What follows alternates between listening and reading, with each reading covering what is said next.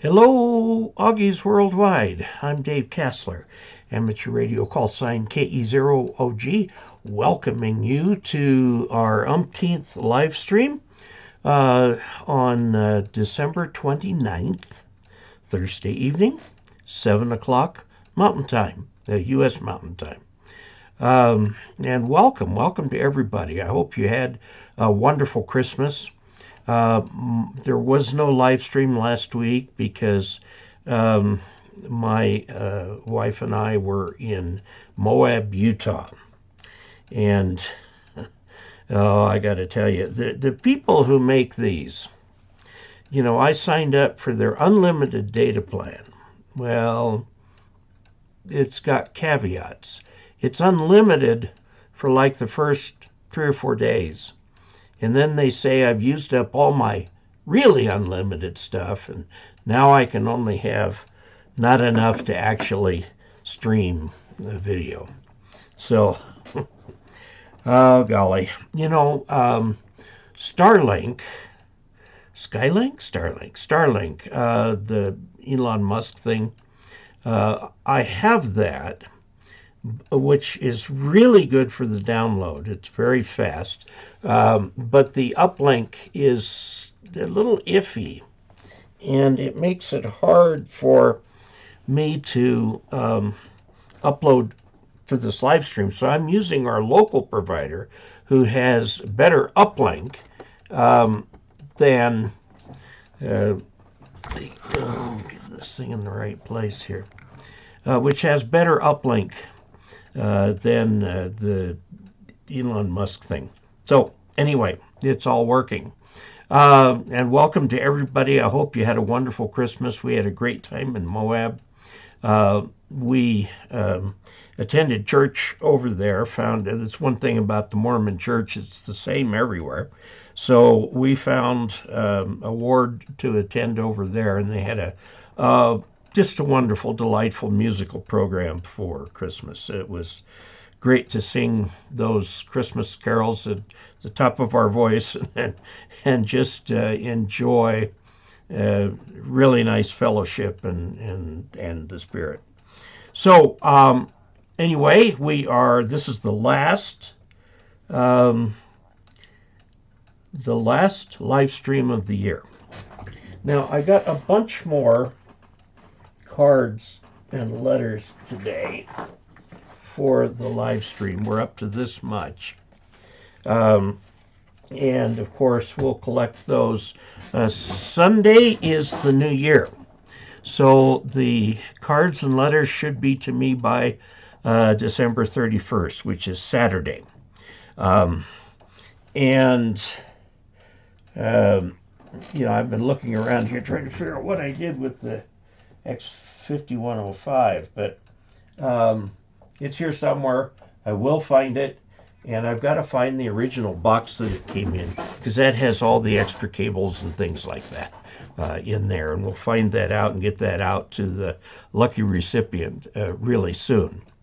So I've been thinking, I have seen other channels actually do like one video a week or every 2 weeks, where all they do is respond to people's comments. Not questions per se, but the comments. I get questions from you. I get questions to askdave@awrl.org. Those questions come to me, and I've got a nice little set right here for upcoming videos. But what this other guy is doing is actually just taking 20 minutes in a video and going through all the new comments that come up, and YouTube will give them to me just as they come, and sort of commenting on the comments. And that way, if you put in a comment, there's a much higher probability that I will actually see it. And that will be good, because a lot of questions come in through the comments. And we'll see if we can't try to answer, or at least comment on some of those. The other thing I'm going to do is with the Patreon thing. That thing is ancient, the way I've got it set up. I'm going to set it up. I used to have it set up so that if you were a $5 a month patron, you'd get your picture on my website. And golly, it's just blown up so big that I can't do that. I used to have my assistant spend a lot of time doing that. So we're going to change that to certain levels of, the $2 a month, the $5 a month, the $10 a month. And we'll call them like the Tesla, the Marconi, and the Edison levels or something like that. And then what I will do once a week, probably once a week, one video a week, I will actually in the credits roll the list of the current patrons as of the day that the video was made. And so we'll separate them out into the, so that at the very end we'll have the people at the highest tier. I've seen this done on other channels. We'll see how it works here, but it's really nice because you get to see your name in print as part of the display, and as long as you remain a patron, you'll see it every week when we put the video together. Okay, so let's see. What else is cooking here? Aiden, my assistant, will come tomorrow. It'll be his last day of the year, and so that means I've got to get his whatever that IRS form is to him, telling him how much he made. He is a teenager, and I doubt he'll have to pay any taxes on it because there's a threshold you got to make before you're paying taxes. Callum, who was with me for a lot longer, I don't know, I go over the threshold. He's on a Mormon mission right now in the Chile. I'm thinking of that long, thin country that's in South America. And he appears to be enjoying it, but he's also discovering that a 2-year mission is 2 years of real life. And there's going to be ups and there's going to be downs. It's not going to be all fun. There's going to be some real hard parts. I did my Mormon mission in the Philippines, my 2-year mission. And, oh my, there are parts about it that were heavenly and parts about it that were otherwise. So I lost a lot of weight over there. I had some medical issues, but not so much that they had to send me home. So let's go take a look up here at people who've already checked in. Terry 2 Echo 0 IPK says hi. Cornbread says hi. 3 Henry 21 from KN6 VMK. Hello, Dave, and all of my fellow Augies. William Myers. KE0OG. Hi, Dave and the Augies. Chris Christie. Good evening. Chris in Florida. Hopefully it's warm there by now. William Myers, KE0OG. Happy New Year, everyone. Merrill, KK4HFG. Hello from South Carolina. Tommy Helton, KQ4AHR. Good evening, Dave and everyone. Terry 2 Echo 0, India Papa Kilo from the UK, says Friday morning here, 1:45. Yeah, I'm looking at the clock here. It's 1:53 UTC. Mike McBride, KJ6MGV. Good evening from Dayton, Nevada. Now, oh, that's right. I think landed at that airport once. We sure flew over it a lot. And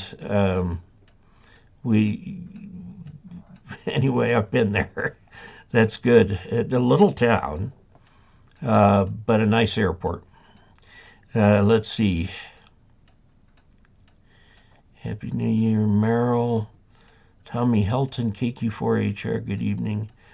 Terry, okay. Good evening from Dayton. Jonathan Harris. Hi, Dave. Jonathan, your neighbor to the north in Grand Junction. Finally made your live stream. Good to see you. KD0WFO. Jim says hi all. Sam Miller. Christmas blizzard canceled Christmas. Oh, yes. That blizzard was really something. And, I have heard of Buffalo getting 6 feet of snow. I don't know what they actually got out there. But people had to dig out their houses to get in on that one. And then there's the whole saga of Southwest Airlines, which I'll talk a little bit about later. Yeah. Jim says, hi all. Jonathan Harris loves Starlink, was using it on the Grand Mesa earlier this week. Agree that uploads can be hit or miss. Yeah. If they do their 10 megabits per second uplink, I'd have no problem, because I need 2 to 3 megabits per second uplink. But if it varies a lot and it goes down below that, then that disrupts the live stream. William Myers, KE0OG minus 14 degrees last weekend, 40 degrees today. W6IWN, Soda and Ham Radio, greetings everyone. Thanks for the stream, OG. Thank you. Chuck Schreiber, good evening, Dave, and all Augies, and 5 KVO from the hill country of South Texas. Wishing all a happy new year. Currently 60 degrees. How nice. It is 21 here. This is Z Alpha Alpha 7F. Good morning, Dave and all, from Riyadh, which is in Saudi Arabia. And welcome. W6IWN Soda and Ham Radio, Baofeng Icom Yesu. BIY. Okay. Eddie, K6STW, another big storm leaving Sacramento, heading toward Ridgeway, Colorado on Saturday. I hope you're getting lots of, but not too much rain, because I know how easily Sacramento floods. Sacramento, which is the capital of California and is built quite a ways inland in the middle of the Central Valley there, in the Sacramento Valley. The south part of it's called the San Joaquin Valley. It's basically built at sea level. And when the floodwaters come, it takes them forever to drain out, because they've got like a 1-inch pressure differential between Sacramento and San Francisco Bay. So it can be real bad there with floods. I hope you're getting lots and lots of snow in the Sierras, because you guys really need it. Okay, don't forget to hit the thumbs up. Yes, I appreciate that. Also, please don't forget the chat revenue. That is what makes a major contribution to channel funds and helps me do things like go to these Hamfests. I'm going to Quartzsite next month. There are other Hamfests coming up. I'm hoping they do the one in Albuquerque this year. They haven't because of the pandemic. And they didn't this last year because locally they were having a problem with a flare-up of the pandemic. And so now they've got that kind of straightened out, I hope. KI5AE for a mobile install, Yaesu FTM 3000. Do I need ferrite beads on the antenna cable? ABR 240 UF20. If so, then how many, 357, should the beads be at the antenna or radio end? If you're doing a mobile install, you may not need any. And they should be at the antenna end, because presumably at the radio end, your coax shield is well grounded. And you can then put them at the antenna end if you want to. I have never had RFI problems with a mobile install of a 2-meter radio. Although I've got something really to think of that I've got to do with the Jeep. The Jeep has a plastic roof. It has a very sturdy roll bar inside, but the roof is actually plastic. When we were in Arches National Park, we actually took that off and turned the heater up on max so that we could look up at the rock above us. It was just amazing. So, Michael, I hope that answered your question. You can always put some on as preventive activity, but I really doubt in a mobile install that you're going to need to do that. If you do, you can. Mac McGowan, hi Mac N7REO here. Enjoy your topics very much. Thank you. Jonathan Anderson, hello from KI. Oops, it just flipped down. KI7BSJ. Dale, W5DSL. Good evening, Dave. Jonathan Anderson, what part of the Philippines? Well, I was all over. Let's see, places I've been. I was in Manila, of course, Makati at first, and then I had a district that actually included part of Tondo. That was entertaining. Kind of a rough neighborhood. I went down to Naga City. I was there quite a while. Down to Davao in Mindanao, in Dagupan in northern Luzon. I got to visit San Fernando in La Union province and Baguio. Got to visit Baguio and was in part of Manila that was called Quezon City at the time, which is the capital of the Philippines. Oh boy, I've got stories to tell about that. But I saw quite a bit, both the province and the city. Beautiful country with wonderful people. Let's see. Ian Wright says, hey Dave, if you give your assistant a 1099, then they will have to pay taxes one way or another. My first job in high school was like this, and I later discovered I owed back self-employment tax. Well, I know I have to pay self-employment tax. Well, I will just tell him he gets the 1099, and he can take it from there. He can work with his parents to figure out how to do the tax things. So, self-employment tax is like 7.5%. It's pretty high. I have to pay that because I not only have to pay the employee part of Social Security tax, I have to pay the employer part of the Social Security tax. So it's a 15% tax for me for self-employment. Now, that all goes to Social Security, which means that my Social Security benefits, which I'm taking, I'm 71 after all, will climb by a few pennies every year, because I'm still working.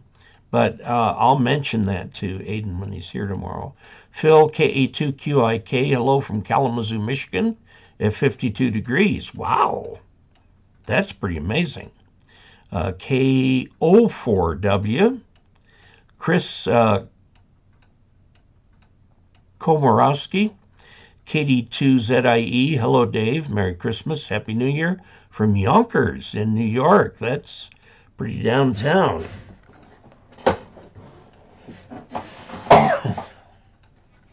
Sorry.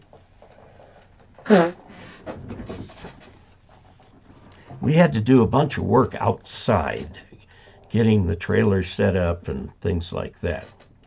And we got the Jeep set up to tow the Jeep. We towed the Jeep. It's our first time to do it. And once we got it set up, it was problem-free. However, coming home, I could not get the auxiliary brake to work. And that was a little interesting. KD2ZIE, Merry Christmas from Yonkers. I've been to Manhattan. I've been to Long Island. I've flown out of can't remember, LaGuardia Field. I've been in and around there. I got up to IBM headquarters in upstate just a little bit, in Armonk. And it's interesting.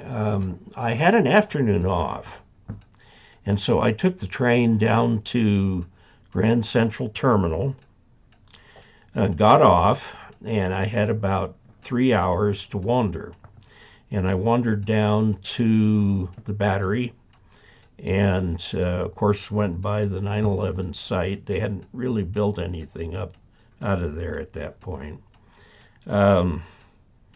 I went to Central Park. I had to say, I set foot in Central Park.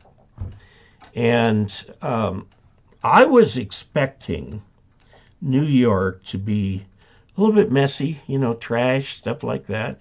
It wasn't. It was not. It was clean as a whistle, at least the parts I saw. I was walking on the Battery, and there was a napkin that somebody had dropped, and it was so out of place that I picked it up and threw it away. The city was beautiful. The people were friendly and helpful. It just was, wow, really neat, really neat. So let's see. Evening, Dave. Hope you have a happy new year from Russell K4QPR, K6IWN in Reno, Nevada. Good evening. Well, I spent some time in September out in Carson City, finishing up my sport pilot license, which I now have. And I kind of really liked Carson City. It wasn't too big. It wasn't too small. The airport was very nice. And they made me use their airplane. I couldn't bring mine. But their airplane was a Sling, which is made in South Africa.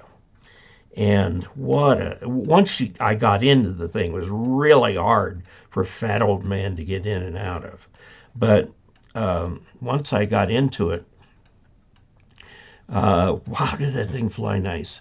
I did not make a single bad landing the whole time I was there. It was so easy to land that airplane. And so what do? I come home, I make a bad landing on my airplane, break the front wheel off, and so now that airplane is laid up. Let's see. Jeff Cohen, Portland, Oregon, checking in. Robert Lucan. Oops, there we go. W3RDL, Happy New Year all from Florida, 65F, now 28F on Christmas morning. Jeff Cowan, Blanco Lirio has a good breakdown in the Southwest issue. And I'm looking forward to seeing that after this live stream. He does an outstanding job of delving into technical things and really laying out all the real factors, not the management speak. What we've been getting from Southwest Airlines is, we promise to do better, but what Blanco Lirio will do, we'll talk about the two major factors, one, the weather, and the other, they do not do a hub and spoke network, they do a point-to-point network. And if one of those points is a place where an airplane gets stuck, it just makes the whole thing crumble. And I don't know if they're going to go back to hub and spoke or if they're just going to take this one in stride. Pete Buttigieg is talking about making sure that they're held accountable, which means money. The thing is, with the number of flights they couldn't fly and the number of tickets they're going to have to reimburse, we could watch Southwest go bankrupt. And, there are only 4 major airlines in the United States. And if we lost Southwest, we would lose a quarter. And that would mean 3 airlines then share the monopoly on air travel, and we'd see rates go up and cities not being served anymore and so on. So I think that I hope that all comes out all right. I don't want to see Southwest go belly up over a simple snowstorm.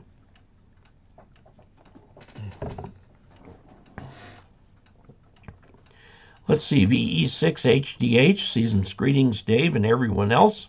Best for 2023. VE6HDH, been a while since I've been on here. Good to see you. Brenda, just learning about ham radios. First time listener.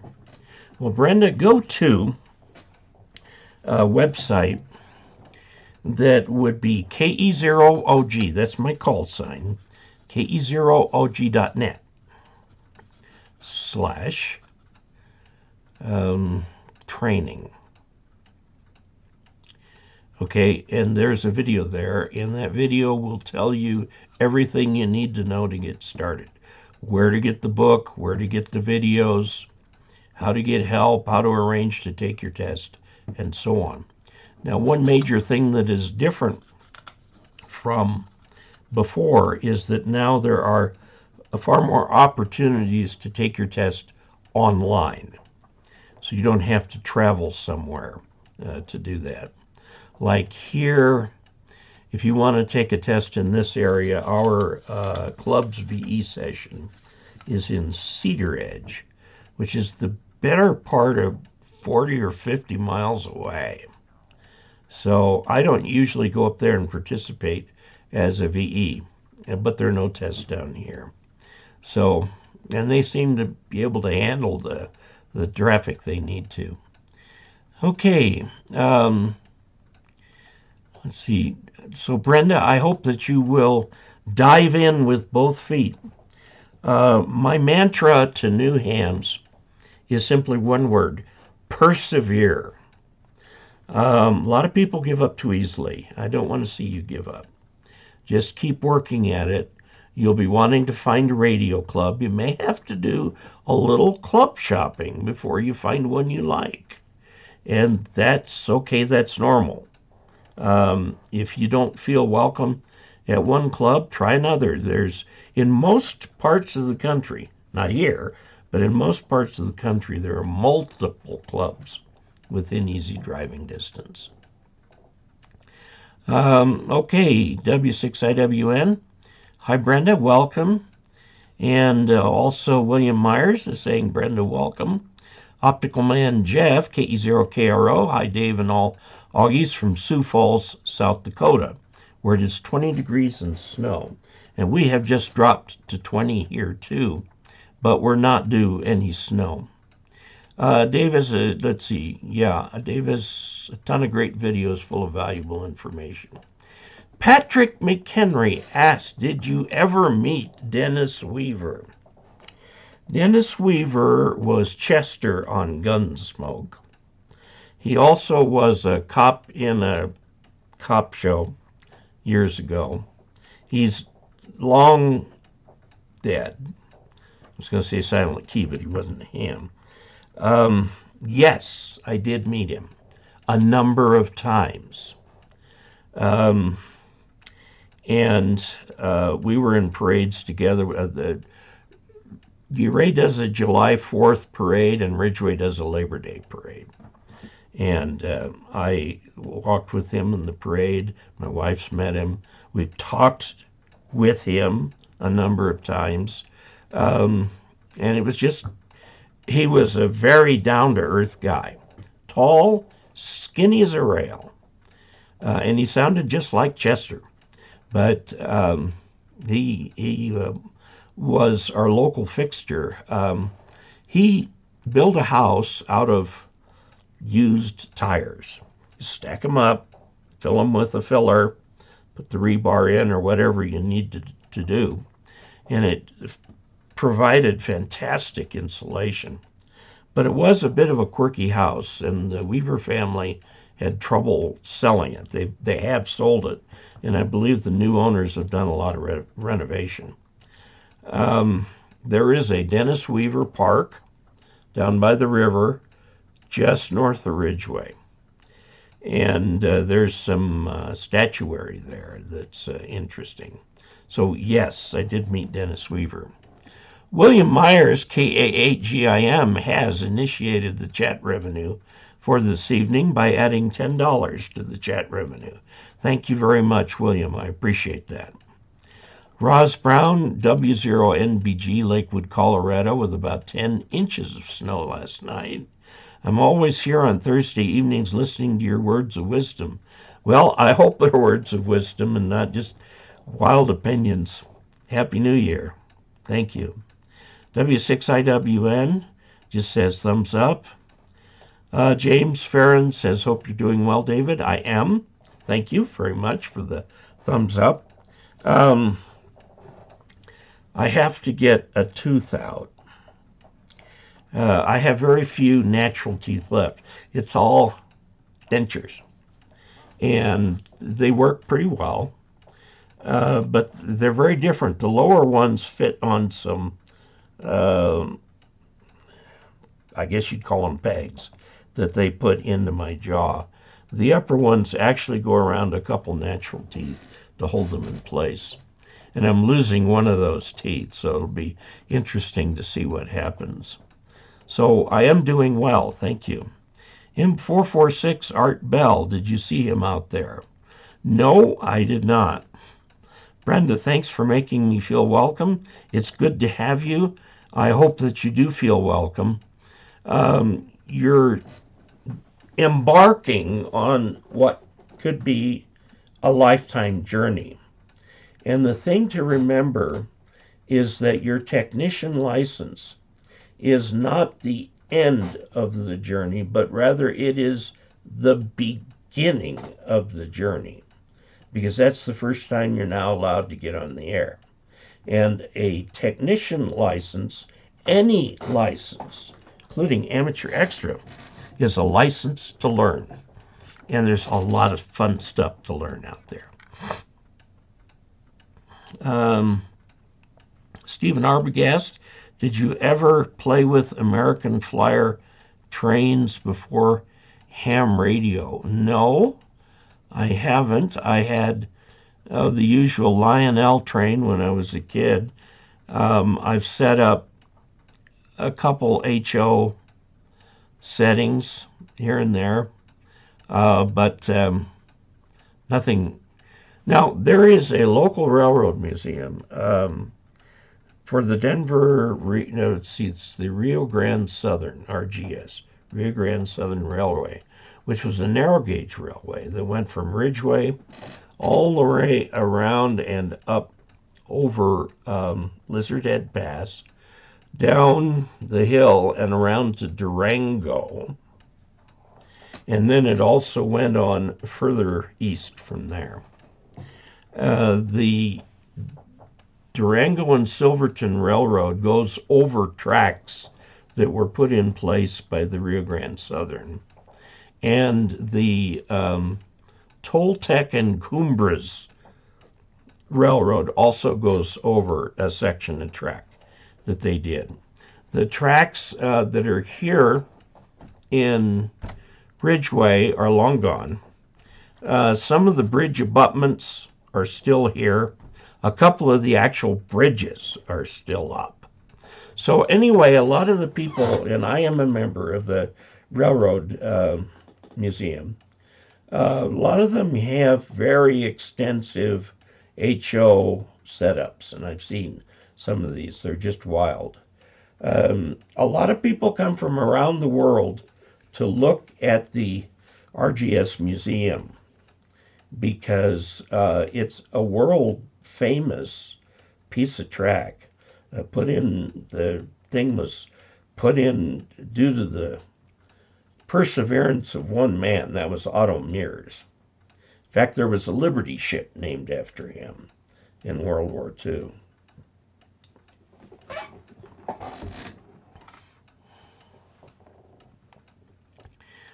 Okay, John Fulbright, KI5YCA. Just wanted to say over the last year, your videos have been super helpful.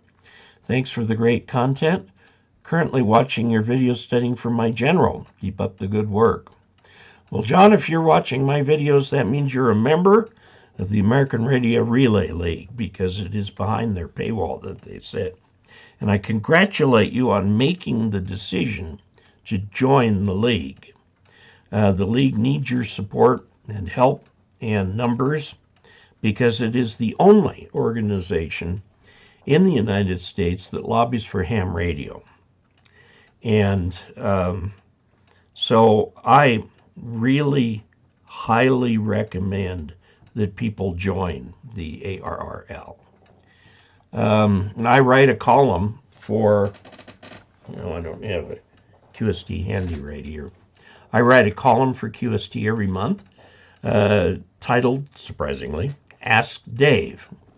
And I also do a video each month that correlates to one of the answers that I talk about in the column. And I need to make the one for the February issue now. The one for the January issue is already up. And then, of course, I make 5 videos and a live stream every week. We don't publish on Sundays anymore. And so I'm going to turn one of those into a comment reply video. And we'll try and do a few more short subjects and one longer video every week. So there always is something to look at. Let's see. Currently watching Studying for General. Good work, and persevere at that and make it happen. Once you get your general license, there's a website at Casler, DCASLER.com/reference. And that lists everything you need for a general class station. It lists specific products. Now, it's a reference. You can refer to it. If you bought everything on the list, you'd have a very nice station you'd be very happy with.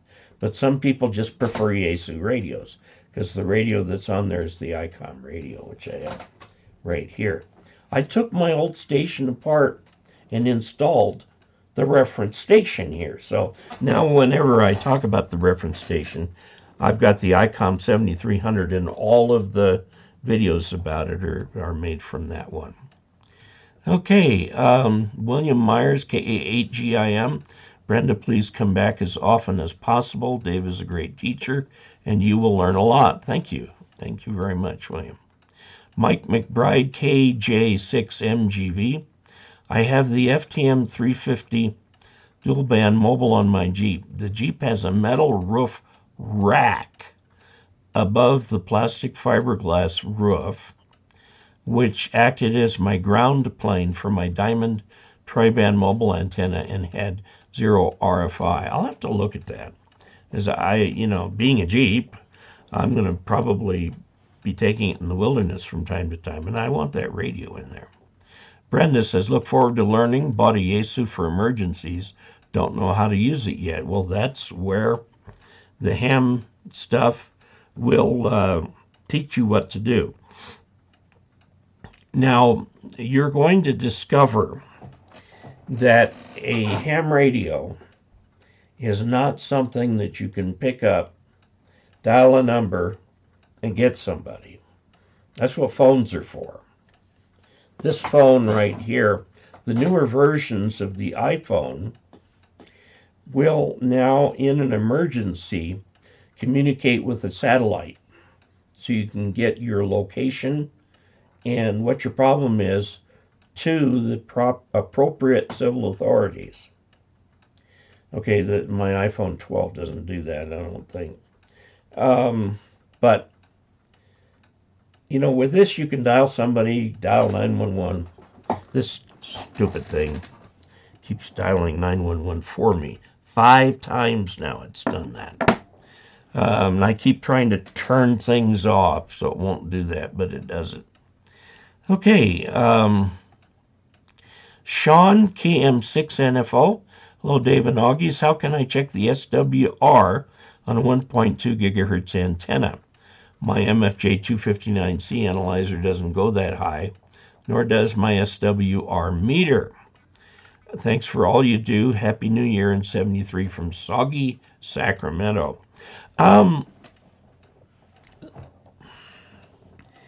Let's see, what are those little nano VNAs?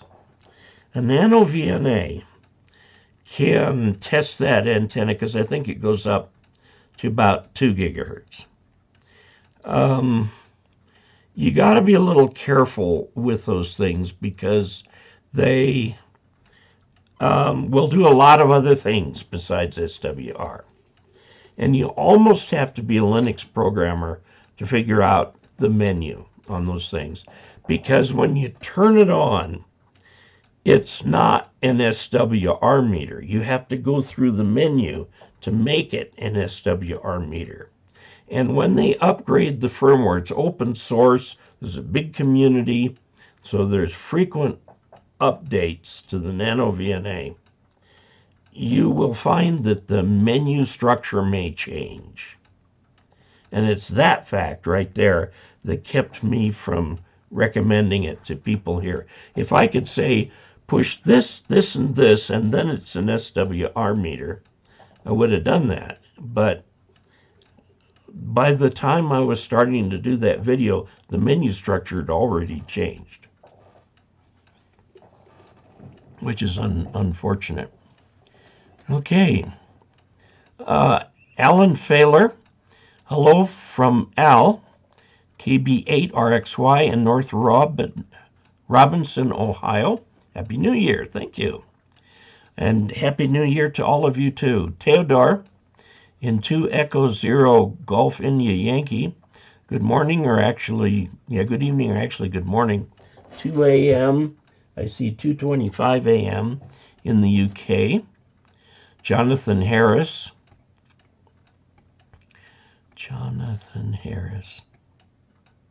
says, congrats on your sport pilot. I'm a private pilot and plane owner here in Grand Junction. Cessna 175. If you ever would like to fly, let me know. I love to fly. Of course, I can't fly that airplane because it's not a sport airplane, but it's fun to just go for a ride, you know. Stephen Arbogast says, cool, that model trains today have Bluetooth for remote control like ham radio. My daughter gave me this light. It's a video light. And if I go down here and pull up this, where is it here?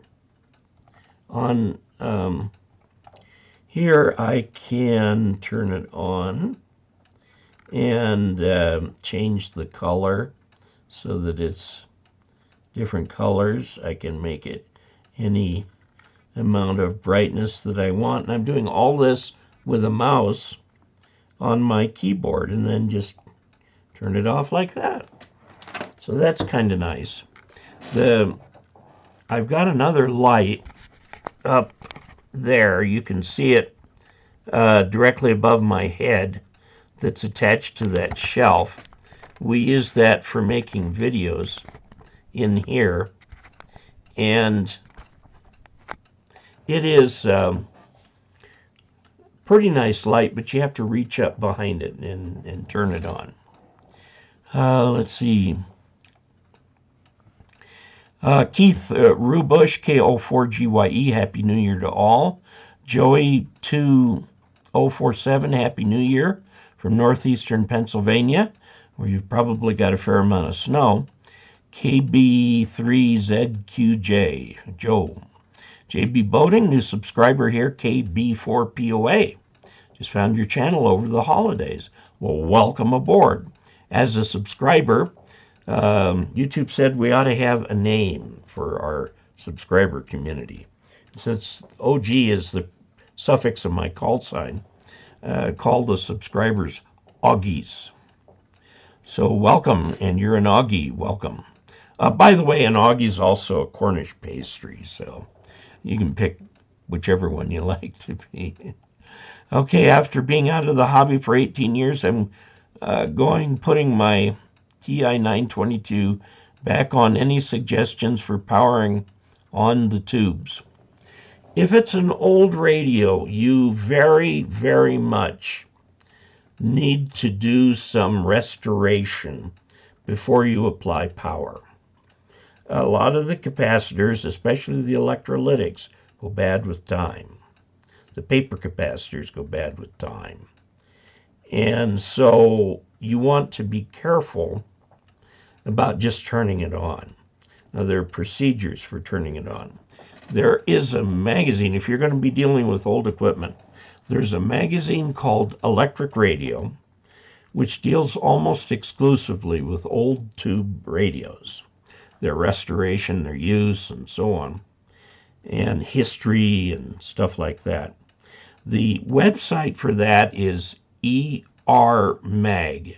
That's Echo Romeo, Mike Alpha Golf.com.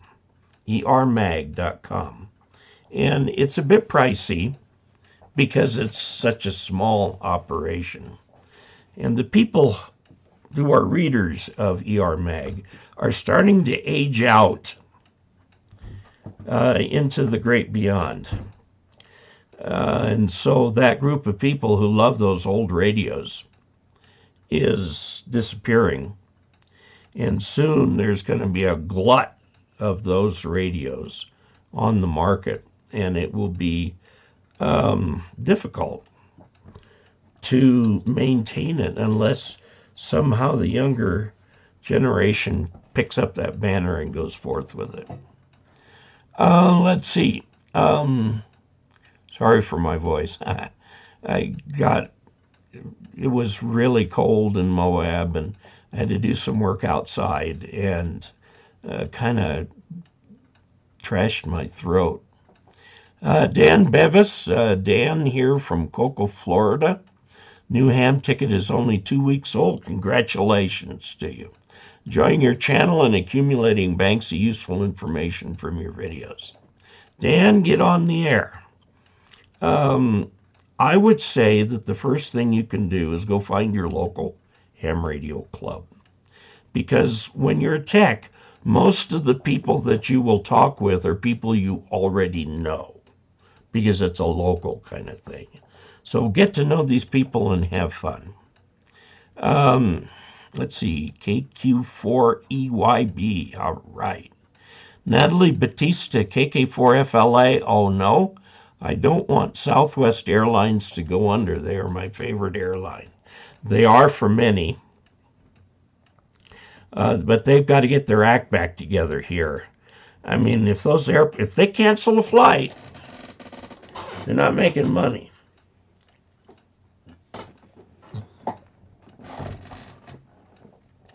The only time an airplane makes money for an airline is when it's in the air. So if they're stuck on the ground somewhere, they're not making money for the airline, but they still have all the maintenance they have to go through. So it's been a mess. I hope they make it through this. Back during 9/11, when that happened, the 3 days we stretched into 2 or 3 weeks when there was no flying over the U.S. There were airlines that went under because they didn't have the capital to absorb the hit. So, yes, I also hope they do well. Kumquats, AI6DG, greetings from Sacramento. It was a pleasure to meet you this year at Pacificon. Hope to see you again next year. I do plan on being there in 2023. John Athanasian, good evening, everybody. I hope everybody has a healthy new year. From N3NQP. Don N5SKT, I love my club. Very good. Yeah, we have a good club too. Glenn Martin, hello from far west Missouri. Glenn, good to hear from you. Trayfort, never fear, Trayfort is here. McLeod. Yes, McLeod, thank you. Thank you. That was what the cop show that Dennis Weaver did for quite a few years. His son, Dusty Weaver, was the editor for that show, and it was one of the last television shows that shot on real film and edited using cut and splice technology. And so when McLeod went off the air, he went looking for another editing job. And nobody did that kind of editing anymore. It was all done on a computer. And so he left the industry and went and did other things. But McLeod was one of the very last shows that actually shot its episodes with real film. And my wife and I are on, in the evenings we watch usually the news and then one television show. And right now we're working our way through Poirot, the Agatha Christie character. And David, what's his name? I think he did all of them, which is 54 or something like that. But all the earlier ones were done in a 3x4 television format, but they were shot on film. And so what we get on, it comes over the internet, it's on Amazon Prime. What we get is HD quality, even though the aspect ratio is the smaller one. And the reason we get that is because we're actually looking at the film and not the conversion to the UMax tapes that Sony had. But McLeod, yes, thank you. Dan, congratulations on your new ticket. W6IWN, don't forget to hit that like button. Thank you. Yes, please. John Anathasian, it was number 44 to hit it, and we're up to 79 now. JB Boating, welcome to the hobby. For Dan from Titusville, Florida. Flinders, Dave, have you ever and can you in the future set up a special event station for your fans to bag a KE0OG with you? A lot of people have asked for that. And what I may do maybe once a month or so, I'm trying to, modernize the channel this year. Maybe it'll have to be non-monetized, but I'll just live stream me on the radio talking to people and try and get through to me that way. So that would be fun. Okay, Firefighter. Hi, Dave. KE0OG studying for general. Also, thanks for the videos. Good for you. Keep working at that. Sean, KM6NFO, has added $20 to the chat revenue. So we're now up to 30. Thank you. Am I not allowed to make general videos for YouTube? I have made them. Okay. And they're current. Okay. And I used to sell them on thumb drives for people who took the subway to work or didn't have good internet or something like that. And I had the tech videos, the general videos, and the extra videos. Then the ARRL approached me and said, look, we're trying to get modern and use YouTube and things like that. And what we want you to do, if you would, please, is write the Ask Dave column, which replaces the old The Doctor is In column. The doctor had to retire for health reasons and has since become a silent key. It's very sad. But I write that column now, and the ARRL leases my videos from me to be their instructional videos. Now, I have the responsibility to maintain them. Okay? So they're there. The tech videos are available on ARRL's external YouTube page, their normal YouTube page. The general and extra, you have to be a member of the league in order to view them, but it's very much like on YouTube. So, yes, I do keep them current. Yes, they have leased them from me. It was not a one-time deal. I get payment every month for these videos. And it was an interesting negotiation. How much do you want for these? Well, how much you willing to pay? And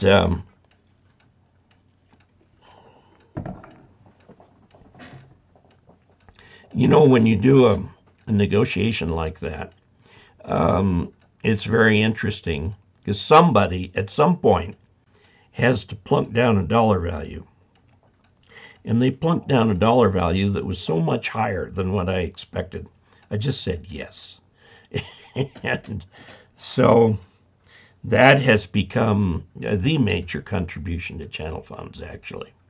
But they are there, and as the league's video instructor, those are the result of my relationship with the league, being a video instructor. So it used to be I sold the general videos for $39.95, and I sold the extra for $49.99. And for $49.95, you can join the league and then just see those videos for free after that. So that's why I don't have any outside, because I'm basically instructing on behalf of the league with these videos.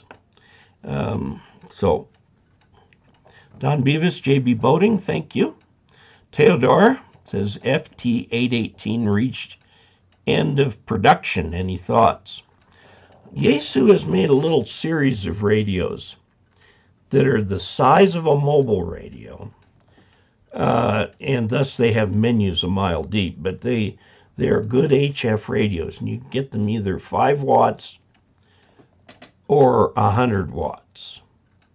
And on one of the QRP radios, they actually have a battery compartment. You can put batteries inside.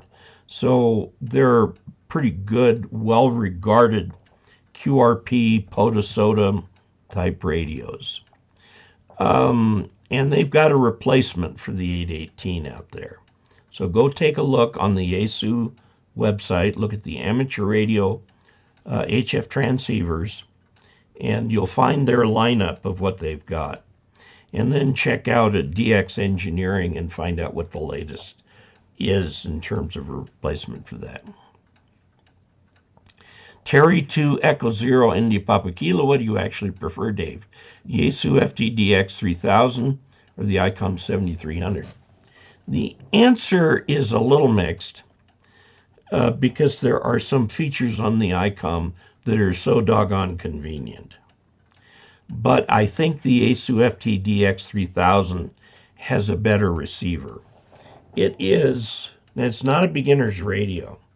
It is by far the radio with the best receiver that I've ever had. The 7300 comes very close. So the 7300 was a huge breakthrough in the amateur radio market. Don N5 SKT, Dave, have you ever used a loop on the ground antenna?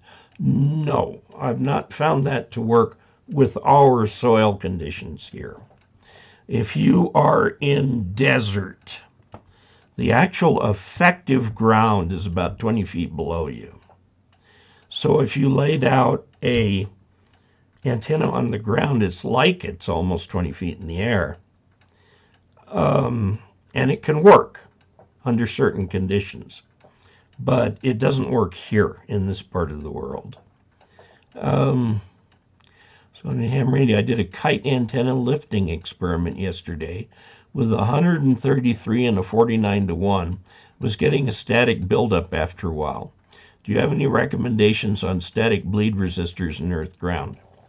Now that 49-to-1 balun, it does not have just 3 contacts, it has 4. And you've got coming into it the coax shield and the coax center conductor, and you've got coming out of it the coax shield. It's a direct connection through. And then the 49-to-1 balun going up like that. If you will take the output side of that and ground it, just straight ground it, it'll give you all of the static relief that you're looking for. You don't need a bleed resistor or anything like that. You just ground it and get that static off of it right there. Now there will be a connection between that and the input to your transceiver.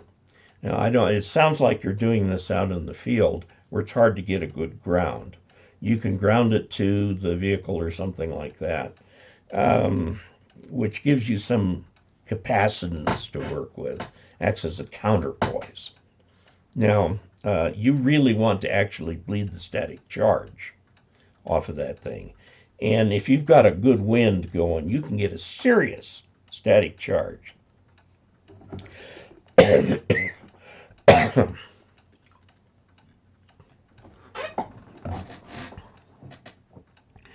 So you've got two output terminals, one marked ground and one marked for the antenna.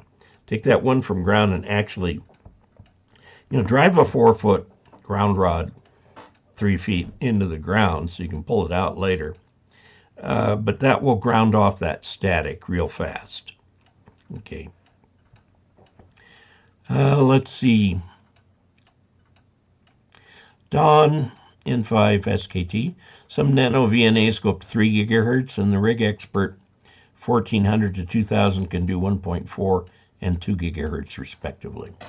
The thing you have to be aware of on some of these antenna analyzers is that very nearly all the microwave antennas, I guess it's technically UHF antennas. If you have on your antenna analyzer, this is from the Ukraine, it's the Rig Expert. Notice this, there is an adapter on it because it's got an end connector in it. Okay, and I don't use end connectors in my station. You have to put an adapter on this. And then if I look at what do I have, then it's still not going to connect to an SMA connector. So I need another adapter. Well, by the time you add up all the adapters, you've got like a quarter wavelength of transmission line. This is no problem on 40 meters. But when you're doing it on 1.2 gigahertz, you've got a transmission line in here. And it's got lots of impedance bumps. And it is going to skew the results of the signal and will not tell you what the SWR of that antenna is, but rather what the SWR plus that little short chunk of feed line is.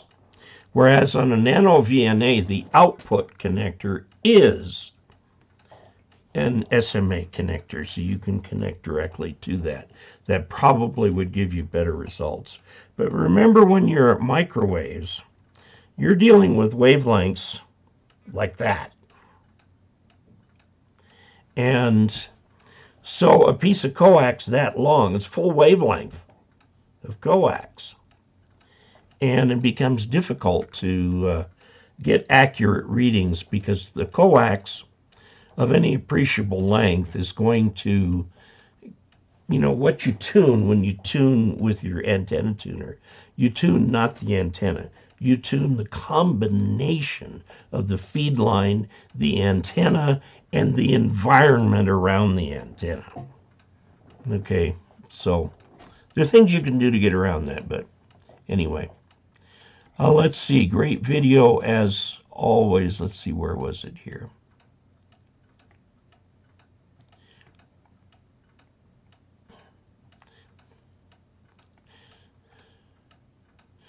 Some nano VNAs go up, yes. Let's see. Okay, yes, they do.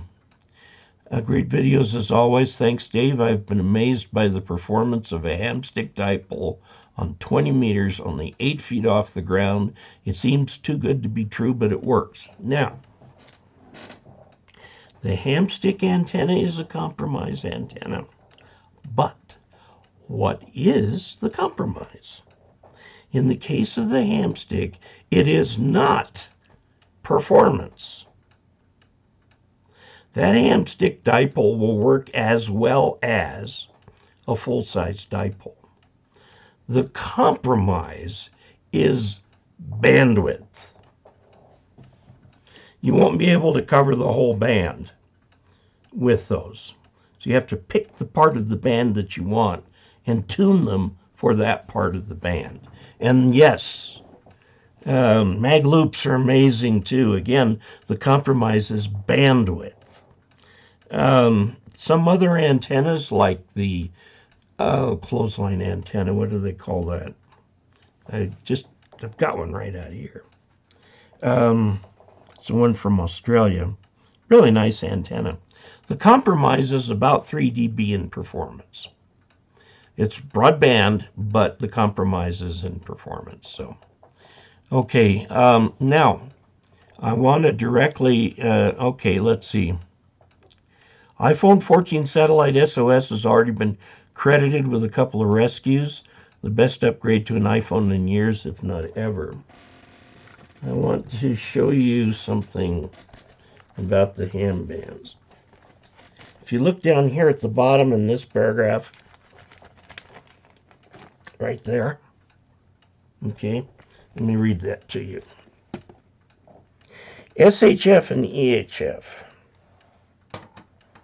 Super and extremely high frequency bands. The following bands are ham bands. 2300 to 2310 megahertz, 2390 to 2450 megahertz, 3300 to 3500 megahertz, 5650 to 5925 megahertz, 10 to 10.6 gigahertz, 24 to 24.29 gigahertz, 47 to 47.2 gigahertz, 76 to 81 gigahertz. I'm not done. 122.25 to 123.0 gigahertz, 134 to 141 gigahertz, 241 to 250 gigahertz, and the last one, all above 275 gigahertz are ham bands. Real life, honest to goodness ham bands with almost infinite, seems like infinite capacity on each one. Man, you could push a lot of data through that. Now, the reason people don't do that is because that really is the wild frontier of radio. Okay, we're down into millimeter waves, sub-millimeter waves.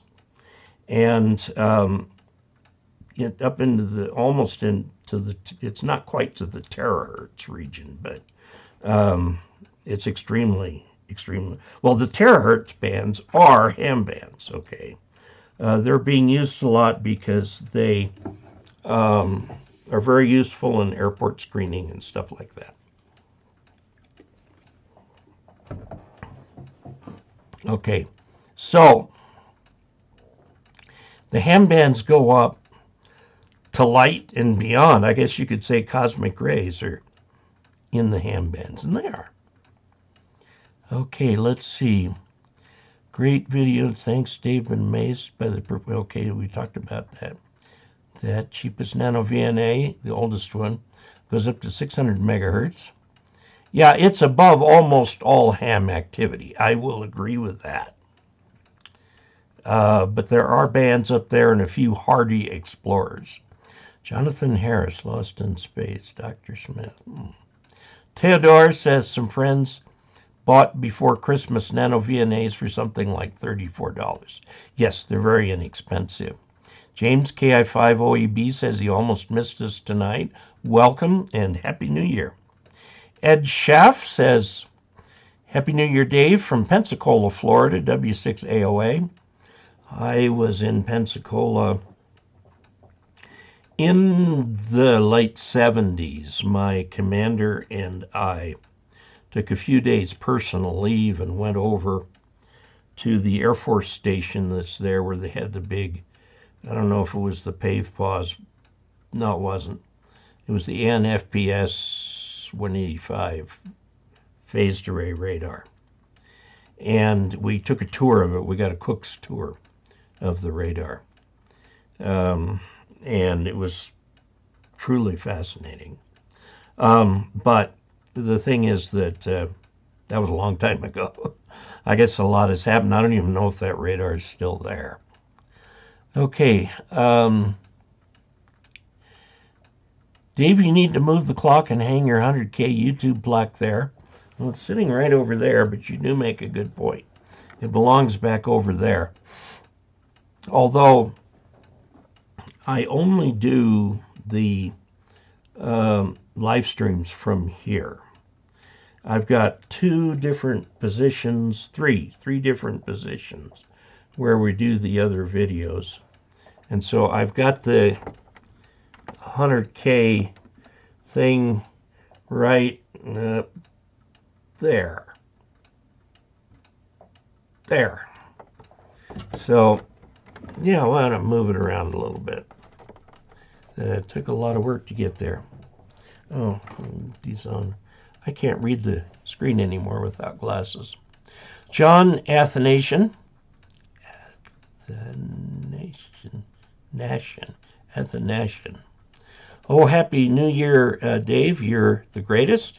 -5 degrees on Christmas in Pittsburgh, Pennsylvania. Now it's 60. Strange weather patterns here, yes.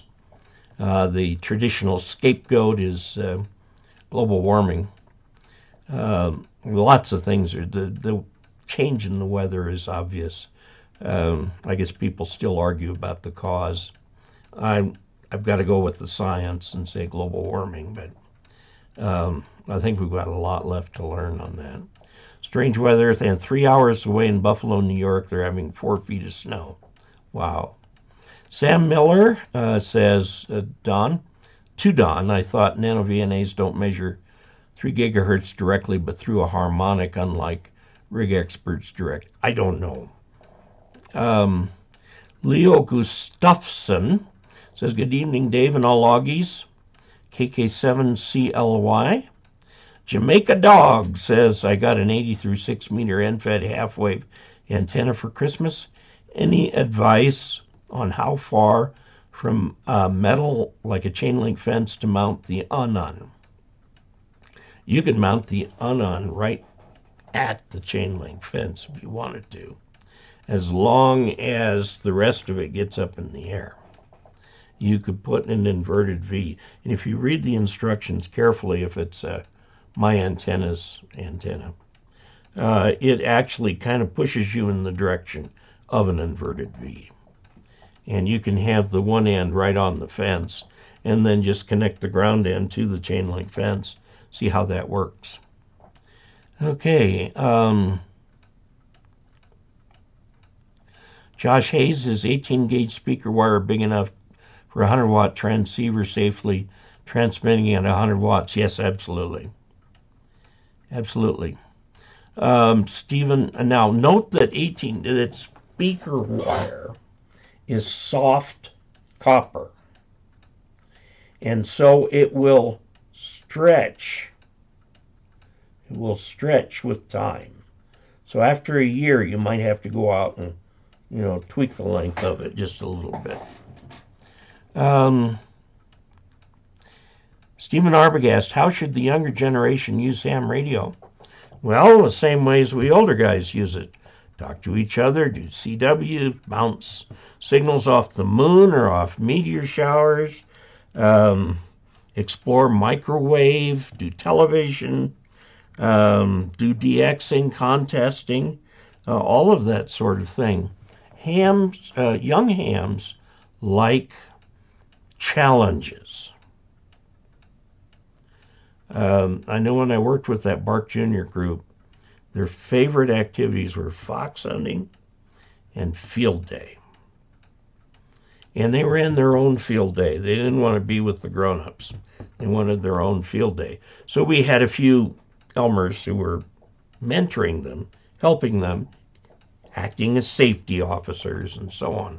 But it was a very good experience. My daughter, when she was a teenager, loved field day because she would get on at like 1 in the morning. And at 1 in the morning, there's almost nothing going on. So she'd make a few contacts, but she'd spend time on the radio talking to people who were at other field day sites. She had a great deal of fun with that. The thing that attracts young people into ham radio is young people in ham radio. And they don't really enjoy going to a meeting where a bunch of gray hairs are arguing over how the minutes were recorded for the previous meeting. You know, they want the technical stuff, and they want to be guided in some activities. They want to build things. They want to do things. They love the tours. We took our group down to tour the radio rooms at DIA, Denver, one time. That was fascinating. We really, you know, that's Bill Cook's tour, and that was a really good one. Okay, Jamaica Dog says to Josh that he's using 20 gauge with 100 watts. It works great, yes. Leo says, just before Christmas, I found on Facebook Marketplace a 24 by 36 ARRL regional map for $12. You can still get that map from the league. And check it out there. You can get a nice new one up to date for, I don't think, much more than that.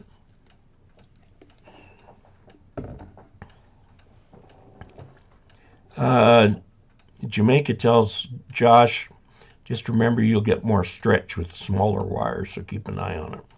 Thank you, Terry. David Suchet. He is Poirot. I mean, he has come to own the role. When you think of Poirot, you think of David Suchet. Of course, when you think of David Suchet, you think of Poirot, so he's got pretty typecast, but I think he's done a number of other things. Phil M. Couple in Colorado. Hi, Dave. W0JFK here. You were talking about your opportunity you had to visit the Philippines. My wife is from Cebu in the Philippines. I love to talk to someone in the Philippines. When does 10 meters open? It will open in the late afternoon, probably to that area. It's hard to catch. It's a third of the way around the world.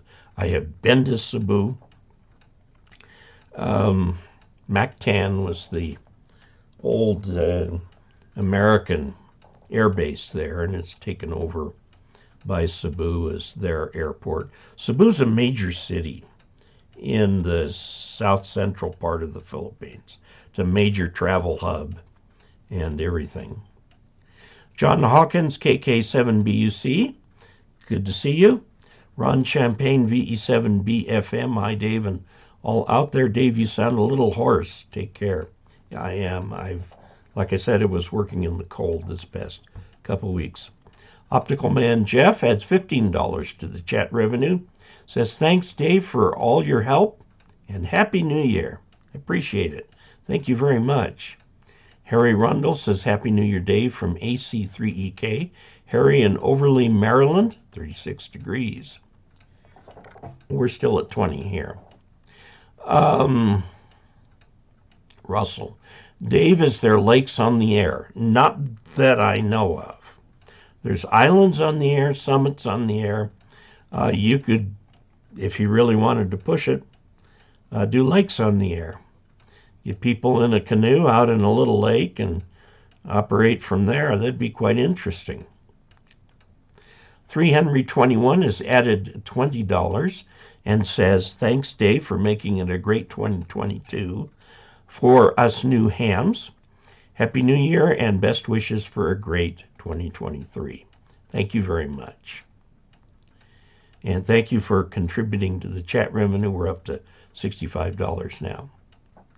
Happy New Year, Dave. Thanks for all you do. Don says, to Sam Miller, depends, the newer Nano VNAs do. But I use the Rig Experts myself. Rig Experts. Ukraine, we hear about Ukraine as fighting a war. while they're fighting a war, their economy is still running. They're producing things like this. Okay, they have to, because they need the foreign exchange to get the kinds of things they need. Ukraine is the bread basket of that part of the world. Just like Nebraska and Kansas are here. And of course, this is one of the reasons the Soviets want the Ukraine, is so they can have all that wheat without having to pay for it. But it's a very complex situation. I'm wondering how that will go. Dave, which is better, the digital handheld capacitance meter or an older capacitance bridge for measurements of capacitance? I think the older one will give you a more accurate measurement, but I think the newer ones are pretty cool too. Let's see, I skipped something here. Colin and VK, good day all. Well, good day to you too. It is probably sometime in the morning over there. Your thoughts on the new Tiny SA Ultra? I'm not familiar with that. I will have to look that up. By the way, somebody asked me about a new antenna analyzer called a micro something or other. And I went ahead and ordered one using channel funds. And so it was supposed to come today. Probably see it tomorrow. But I will do that on the air, check that on the air, and get you a report on how that does. The 817-818, it's the 818-817 model of QRP with the internal battery is discontinued, and there is as yet no replacement per John Kruk of Yaesu. Okay, thank you for the update. Charles W1CRB, when multiple hams operate simultaneously, for example, during a POTA, whoops, it just flipped on me. Activation, how do they not interfere with each other? Bandpass filters, the only option? Well, actually, if they're far enough apart, they won't interfere with each other as long as they're on different frequencies. But if they're too close, they really do need to be operating on different bands.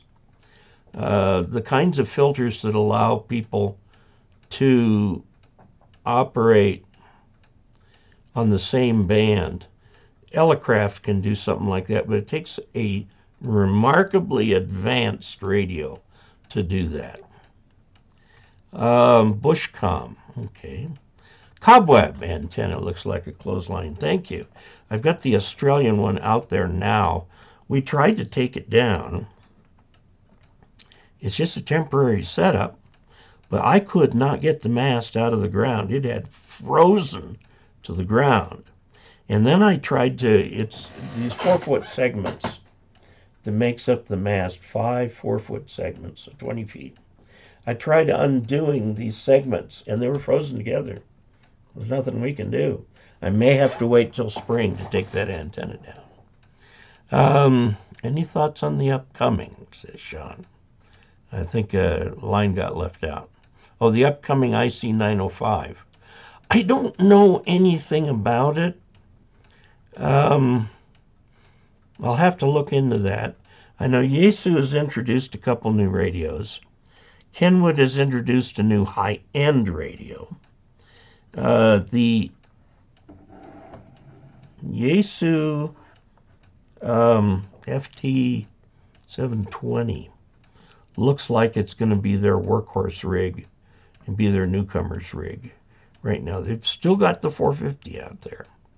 And Icon still has the, what is it? No, I can't remember the model number, 718, I think.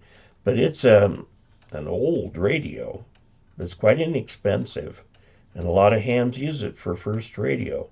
And it will do well. It will do well, although I think within a couple of years you'll be looking for more. But I've also known people who stick with the Yaesu FT450 for long periods of time. That's great. Wild Frontier Radio, yes. Charles W1 CRB, if you're using dipoles, you can get them set at 90-degree offsets. That'll isolate those two antennas 3 to 6 dB, yeah. Kumquat says, Charles, W1 CRB, if you're using, I just read that. Max the distance between the antennas, otherwise your best bet is bandpass filters. I built some that gives 50 dB isolation, which is not enough because your radio's noise floor is probably minus 110 dBm, and your radio's output is like 60 dBm. And so the difference between them is 200 some odd dB. And so a 50 dB band pass filter is still going to let a whale of a lot of signal through. So you can do things like orient antennas opposite each other, one antenna vertical, the other one horizontal, or one antenna north-south, the other east-west. But separation is what really helps. Also, the quality of the radio's frequency source. The problem with phase lock loops is what's called phase noise. It has broadband noise that can cover the whole band. And if you're more than 5 or 6 feet away from the radio, or 50 to 60 feet away from the antenna, it's so small it doesn't matter.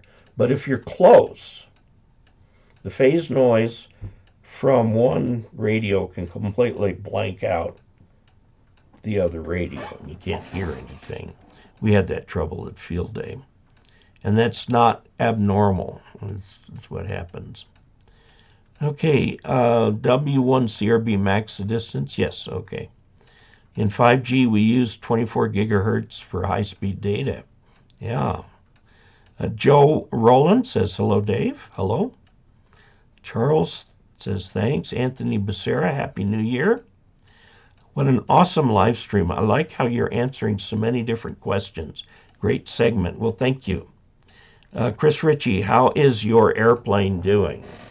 It is sitting in the hangar, forlorn, crying tears of frustration that we're still waiting on parts.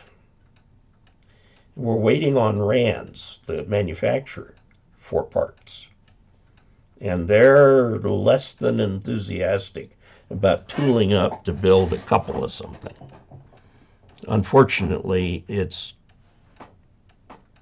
very important for the airplane. We need the front yoke for the front wheel.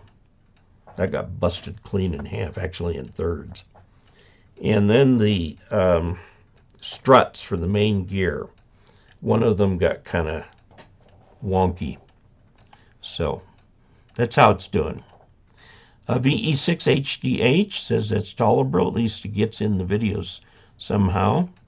0400 comes early, time to call it a night. Best regards to you and all Augies. Try to be here next week. 73, and Happy New Year to you, because we'll be meeting next year. Exactly, Ham should explore. Oh yeah, absolutely. Dave, I added wire to my end fed and used electrical tape to wrap up the connection point. How well will the electrical tape fare at high power? I would recommend you take it down and solder it. And then before you solder it, slip some heat shrink tubing over it. And then if you want, you can put the electrical tape over that to protect the heat shrink tubing from UV. SDR and DSP and ham radio is wonderful for young people. Yes. Chris Ritchie, what can I do for an antenna on a Bendix King KX99 radio? I have no idea. A dipole is always the first place to start. John Ward, praying for peace in 2023. 73's Dave from W3OJ. I think we all are. we could use a little more peace on Earth. I mean, it's just absolutely crazy that a modern European country is fighting a modern European country with weapons of war. I mean, it just blows me away. You know, one thing, I've always been kind of pro-nuclear because uh, done right, there are no emissions. Done wrong, you get quite a bit of emissions. Chernobyl was done wrong. Now, 3 Mile Island scared a lot of people, but the actual amount of radiation emitted was truly negligible, absolutely negligible. There was a lot of fear, uncertainty, and doubt, I'll tell you that, but it was negligible. What happened at Fukushima is, again, a design problem. They needed electricity to make the cooling pumps work, and their diesel generators were on the first floor instead of on the fourth floor where Westinghouse told them to put them. So they didn't have electricity to run the cooling pumps. They got themselves into deep trouble. Otherwise, if they had made that one design change, nobody would have heard of Fukushima because they would have simply cleaned up and gone on. But the thing now that scares me is war. If you pop a big missile into one of those reactors and blow it up, we've got a fallout problem, major fallout problem. And the Russians, or the USSR, the old Soviet Union, built Chernobyl. Chernobyl is in the Ukraine.